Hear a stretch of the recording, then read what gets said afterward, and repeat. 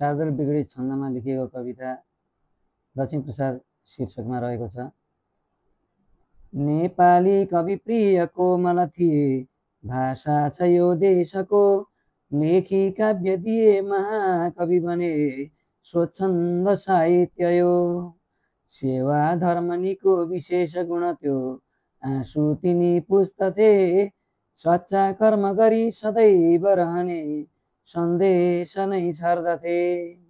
सारा जीवनमा समाज सुखको, नेपालको सम्झना, प्यारो देश पुकार चिन्तन थियो, सङ्घर्षवादी यहाँ।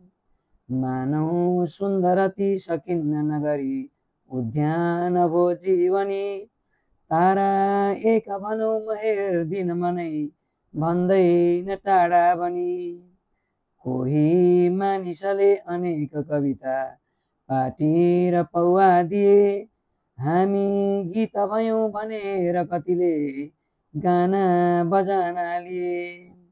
मेरो होस थिए भनेर कतिले मस्तिष्क माया दिए, आफू नै त भुलेर हेर कतिले उनी सरी भइदिए। आफू नै त भुलेर हेर कतिले उनी सरी भइदिए। अस्तु।